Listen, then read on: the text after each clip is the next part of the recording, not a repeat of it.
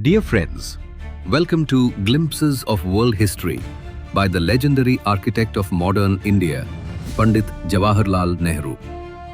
You are about to experience this masterpiece narrated through an artificial recreation of Nehru's voice. Before we begin, I kindly request that you set aside your mobile devices and listen with full attention and tranquility. Thank you. Letter number 8, 13th January year 1931. Empires in Western Asia. Dear Priyadarshini, it was good to see you all yesterday, but I had a shock when I saw Dadu. He was looking so weak and ill. Look after him well and make him fit and strong again. I could hardly speak to you yesterday. What can one do in a short interview? I try to make up for all the interviews and talks we have not had by writing these letters, but they are poor substitutes, and the make-believe does not last long. Still, it is good sometimes to play at make-believe. Let us go back to the ancients.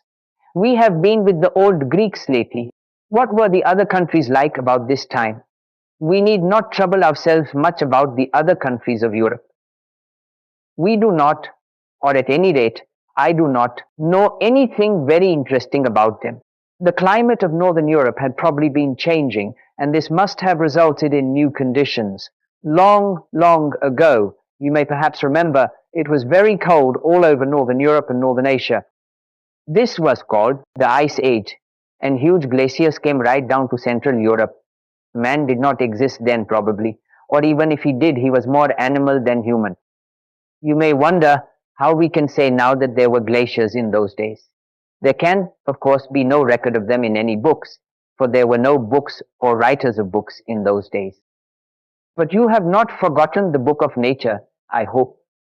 Nature has a way of writing her own history in her rocks and stones, and all who wish to may read it there. It is a kind of autobiography that is one's own history. Now, glaciers have a way of leaving very peculiar marks of their existence. You can hardly mistake them once you get to recognize them. And if you want to study these marks, all you have to do is to go to any of our present glaciers in the Himalayas or the Alps or elsewhere. You have yourself seen the glaciers round about Mont Blanc in the Alps, but perhaps no one pointed out to you then these special marks. There are plenty of fine glaciers in Kashmir and in other parts of the Himalayas. The nearest glacier for us is the Pindari Glacier, which is about a week's march from Almora.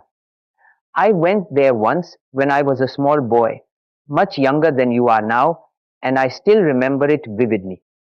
Instead of history and the past, I have drifted into glaciers and the Pindari. That comes of the game of make-believe. I want, if possible, to talk to you as if you were here. And if I do so, we must surely have little excursions occasionally to glaciers and the like. We started discussing glaciers because of my reference to the Ice Age. We can say that glaciers came down to Central Europe and to England because we can still find the peculiar marks of glaciers in these countries. They are to be found on the old rocks. And this makes us think that it must have been very cold all over Central and Northern Europe then. Later it became warmer and the glaciers gradually shrank. Geologists, the people who study the history of the earth, tell us that this cold spell was succeeded by a warm spell when it was even warmer than it is today in Europe. Owing to this warmth, dense forests grew up in Europe. The Aryans in their wanderings reached Central Europe also. They do not appear to have done anything very remarkable there at this period, so we can for the moment ignore them. The civilized peoples of Greece and the Mediterranean probably looked upon these people of Central and Northern Europe as barbarians. But these barbarians were living a healthy and warlike life in their forests and villages and unconsciously preparing themselves for the day when they were to swoop down and topple over the governments of the more civilized peoples of the South. But this happened long afterwards, and we need not anticipate. If we know little about Northern Europe, we know nothing at all about great continents and tracts of country. America is supposed to have been discovered by Columbus, but that does not mean, as we are finding out now, that civilized people did not exist there before Columbus went there. But anyhow, we know nothing of America in those early days of which we are speaking, nor do we know anything about the continent of Africa, Egypt, of course, being excepted, and also the coast of the Mediterranean. Egypt was at this period probably at the decline of her great and ancient civilization, but even so, it was a very advanced country in those days. We have now to consider what was happening in Asia. Here, as you know, there were three centers of ancient civilization: the Mesopotamian, the Indian, and the Chinese. In Mesopotamia and Persia and Asia Minor, empire after empire came and went even in those early days. There was the Assyrian Empire, the Median, the Babylonian, and later the Persian. We need not go into the details of how these empires fought each other or remained at peace for a while side by side or destroyed each other. You will notice the difference between the Greek city-states and the empires of Western Asia. From very early days, there appears to have been a passion for a great state or empire in these countries. Perhaps it was due to their older civilization, or there may have been other causes. One name might interest you. It is that of Croesus, of whom you must have heard. To be as rich as Croesus has become a well-known saying in English. You may also have read stories of this Croesus, of how rich and proud he was and how he was humbled. Croesus was the king of a country called Lydia, which was on the west coast of Asia, where Asia Minor is today. Being a country touching the sea, probably there was a great deal of trade there. In his time, the Persian Empire under Cyrus was growing and becoming powerful. Gyrus and Croesus came into conflict and Cyrus defeated Croesus. The story of this defeat and how in his misery wisdom and sense came to the proud Croesus is told us by a Greek writer of history, Herodotus. Cyrus had a great empire, probably extending right up to India in the east. But one of his successors, Darius, had an even greater empire. It included Egypt and a bit of Central Asia, and even a small part of India near the Indus River. It is said that a huge quantity of gold dust used to be sent to him from this Indian province of his as tribute. In those days, there must have been gold dust near the Indus River. There is none to be found there now, and indeed the country is largely wasteland. This shows how the climate must have changed.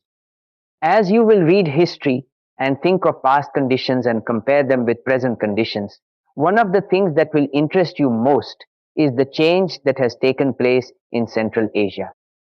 This was the place from where issued innumerable tribes, hordes of men and women, who spread out over distant continents. This was the place which had great and mighty cities in the past, rich and populous, comparable to the great European capitals of today. Cities far bigger than Calcutta or Bombay today. There were gardens and greenery everywhere, and the climate was delightfully temperate, neither too cold nor too hot. All this it was, and now for many hundreds of years it has been a bare, inhospitable country, almost a desert. Some of the great cities of the past still linger on Samarkand and Bokhara. Their very names bring up hosts of memories, but they are ghosts of their former selves.